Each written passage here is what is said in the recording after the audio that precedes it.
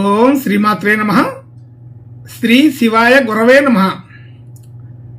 యఃకర్త జగతాం భర్త సంహర్త మహసాం నిధి ప్రణమామి తమాదిత్యం బహిరంతస్తమోపహం. ముందుగా వీక్షకులందరికీ మహాశివరాత్రి శుభాకాంక్షలు. వీక్షకులు నమస్కారం. నేను మీ దేవులపల్లి రామకృష్ణ శాస్త్రి, ఆర్కే మాతృశ్రీ తెలుగు జ్యోతిషపరమైన యూట్యూబ్ ఛానల్. ఇప్పుడు మార్చి నెల 3వ తేదీ నుండి మార్చి నెల 9వ తేదీ వరకు గల గ్రహ స్థితిగతులని ఒకసారి పరిశీలన చేద్దాం. కుంభరాశిలో రవి, బుధ, శని గ్రహాలు, మీనరాశిలో రాహుగ్రహం, అలాగే మేషరాశిలో గురుగ్రహం, కన్యారాశిలో కేతుగ్రహం, వృశ్చిక రాశిలో చంద్రగ్రహం, మకర రాశిలో కుజ శుక్రగ్రహాలు సంచరిస్తున్నాయి.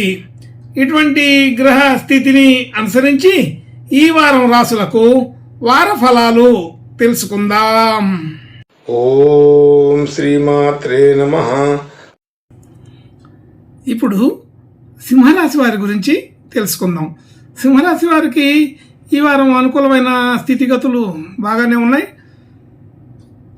ఈ రాశి వారికి రాశి నుంచి 2వ స్థానంలో కేతుగ్రహం, అలాగే 4వ స్థానంలో చంద్రగ్రహం, 6వ స్థానంలో కుజ శుక్రగ్రహాలు, 7వ స్థానంలో రవి, బుధ, శని గ్రహాలు, 8వ స్థానంలో రాహువు, 9వ స్థానంలో గురుగ్రహం సంచరిస్తున్నాయి. ఇటువంటి గ్రహ సంచారంని అనుసరించి ఈ వారం ఈ సింహరాశి వారికి కొంత అనుకూలమైన శుభ లక్షణాలు పెరిగినాయి. కాబట్టి శుభాధిక్యత కలిగిన వారంగానే చెప్పుకోవచ్చు. అయితే రాశికి రవి, బుధ, శని గ్రహాలు మరియు కుజగ్రహం, గురుగ్రహం యొక్క దృష్టి ఉన్నది. ఇన్ని గ్రహాల దృష్టి కూడా ఈ రాశిపై ఉండడం వలన అనుకూల ఫలితాలు కొంత పెరిగాయి. ఆ పెరగడంతో సరైన నిర్ణయాలు తీసుకునే అవకాశం ఉంటుంది. మంచి ఆలోచన చురుకుగా ఉంటుంది. చురుకైన ఆలోచన, అలాగే సరైన ఖచ్చితమైన నిర్ణయాలు తీసుకోవడం అనేది జరుగుతుంది. అలాగే ధన యోగాదులు కూడా ఈ వారం పెరుగుతాయి. ధన సంబంధించిన విషయాలు అయితే ధన యోగాలు పెరిగే దాంట్లో కొంత రుణ సంబంధించిన ధనమైనా సరే, మన స్వంత ధనమైనా సరే, చేతిలో ధనం బాగానే రొటేషన్ అవుతుందని అర్థమవుతుంది. అలాగే మాట తీరు వ్యవహారం బాగానే ఉంటుంది. కానీ అన్ని రకాల మాటలు, అన్ని రకాల అనుకూలతలు కలుగుతున్నట్లే ఉండి కొంత మరలా వాయిదాలు పడే అవకాశం కూడా ఉంటుంది. మంచి చర్చలు జరిగి మంచి అనుకూలమైన వాతావరణం జరిగిందని అనుకున్నప్పటికీ కూడా మనకు రావాల్సిన ఫలితం వచ్చేసరికి కొంత అనుకూలత తగ్గి మరొకసారి కలుద్దాం, మరొకసారి మాట్లాడదాం అనే విషయంలో జరుగుతుంటాయి. కాబట్టి ఈ వారం చర్చలు కొంత పురోగతిగా కనబడ్డప్పటికీ కూడా మరలా అనుకూలమైన విధానాల్లో కొంత ప్రతికూలం కనబడుతుంది. అలాగే కుటుంబ సభ్యులు, బంధుమిత్రులు అందరితో కూడా సాధారణ స్థితిగతులు ఉన్నాయి. అనుకూలత ఉన్నట్టే చెప్పుకోవచ్చు. అయితే సాధారణమైన స్థితిగతులు అంటే కుజ శుక్రుల కాంబినేషన్ అనేది ఇక్కడ ఉన్నది. దాన్ని బట్టి కొంత శుభలక్షణాలు కనబడుతున్నాయి. దాంట్లోనే అనుమానాలు, అపార్థాలు వచ్చే అవకాశం కూడా కొంత కనబడుతుంది. అలాగే గృహ వాహన యోగాదులు అనుకూలంగానే ఉన్నాయి. అయితే వాహన ప్రమాదాలు అయ్యే అవకాశం ఉంటుందని కొంత అనిపిస్తుంది. కాబట్టి కొంచెం జాగ్రత్తగా ఉండాలని అర్థం. వాహనాలకి ప్రమాదాలు లేదా రిపేర్లు వచ్చే అవకాశం ఉంటుంది. అలా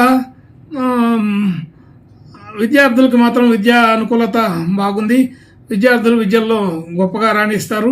అనుకూలమైన ఫలితాలని పొందగలుగుతారు. సంతానం వలన కీర్తి ప్రతిష్టలు కలుగుతాయి. అలాగే రుణదాతల నుండి కొంత ఒత్తిడి కూడా వచ్చే అవకాశం ఉంటుంది. అయినప్పటికీ కూడా దానికి తగినటువంటి విధానంగా మాట తీరు జరుపుతారు, అనుకూలతని పొందగలుగుతారు, పెద్దగా ఇబ్బంది అయితే ఉండదు. అలాగే ఇంకా సంబంధించినటువంటి విషయాల్లో చూస్తే ఆరోగ్యపరమైన విషయాలు సాధారణంగా ఉంటాయి. జ్వరాది తీవ్రతలు కొన్ని కలిగే అవకాశం ఉంటుంది. అయితే కొంచెం ఆరోగ్యపరమైన విషయంలో జాగ్రత్తగానే ఉండాలి. ప్రయాణాలు చేయవలసి వస్తుంది. కొంత దూర ప్రయాణాలు అవి చేయడం వలన కొంత శారీరక ఇబ్బందులు బాధలు ఉంటాయి. అంత సౌఖ్యమైన ప్రయాణాలు కాదు. అలాగే శత్రువులు మిత్రులు అవుతారు, మిత్రులు శత్రువులు అవుతారు అన్నట్టుగా కొంత మార్పులు చేర్పులు జరుగుతుంటాయి. మనకి సఖ్యతగా ఉన్నవాళ్ళు కొంచెం దూరం అవుతుంటారు. అయితే దూరంగా ఉన్నవాళ్ళు కూడా మన మీద సానుభూతి చూపిస్తుంటారు, సానుకూలంగా ప్రవర్తిస్తుంటారు. ఇలా మార్పులు జరుగుతూ ఉంటాయి. అలాగే భార్యాభర్తల మధ్య అనుకూలత బాగానే ఉంది.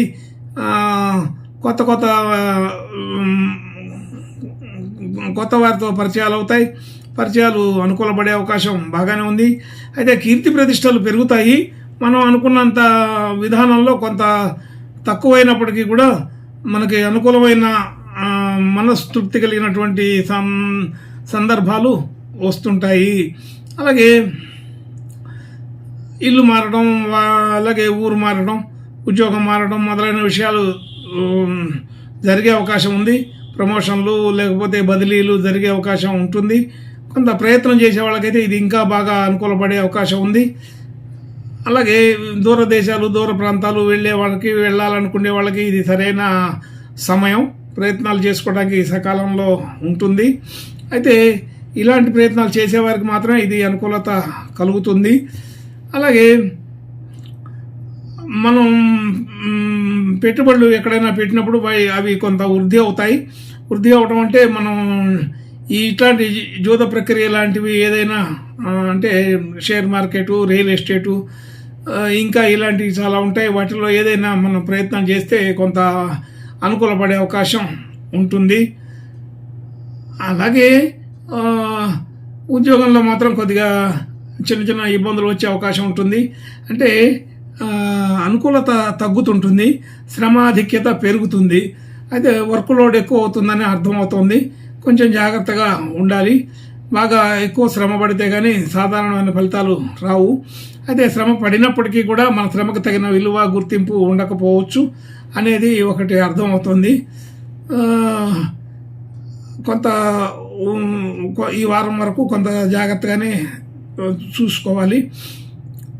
అలాగే చేసిన పనికి గుర్తింపు, గౌరవం కలగాలని ప్రయత్నం చేసి అసంతృప్తి పడుతుంటాం. అలాంటి సందర్భాలు కలుగుతుంటాయి. కొంచెం జాగ్రత్తగా ఉండాలి. మన తెలివితేటలు, ఆలోచనలు, శ్రమ ఇవన్నీ కూడా ఎక్కువగానే చేసినప్పటికీ దానికి తగినంత ప్రతిఫలం, తగినంత గుర్తింపు రాలేదని ఆలోచించడం జరుగుతుంది. అయితే ఖర్చులు మాత్రం అధికంగానే అవుతాయి. మనం అనుకున్న దానికంటే ఎక్కువ ఖర్చు పెట్టి ఎక్కువ గుర్తింపు పొందాలని ప్రయత్నం చేస్తే ఆ గుర్తింపు తక్కువగా ఉంటుంది, ఖర్చు మాత్రం ఎక్కువగానే ఉంటుంది. అలాగే కుటుంబ సభ్యులు, బంధుమిత్రులు అందరితోటి కూడా సాధారణమైన యోగాలే ఉన్నాయి. ఈ విధానంగా ఈ వారం మిశ్రమ ఫలితాలు కనబడుతున్నాయి. అయితే కొంతవరకు అనుకూలమైన ఫలితాలుగానే చెప్పుకోవచ్చు. కానీ మనసుకి నచ్చినంత పూర్తి అనుకూలత అయితే కాదు. కొంచెం జాగ్రత్తగానే ఆలోచన చేసుకుంటూ సరైన విధానంలో ముందుకు వెళితే బాగానే ఉంటుంది.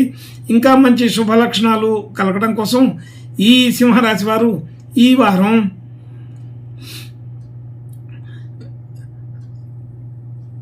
వినాయకుని పూజా నమస్కారాలు చేసుకుంటే బాగుంటుంది. శుభం భూయాత్. ఓం శ్రీమాత్రే నమః.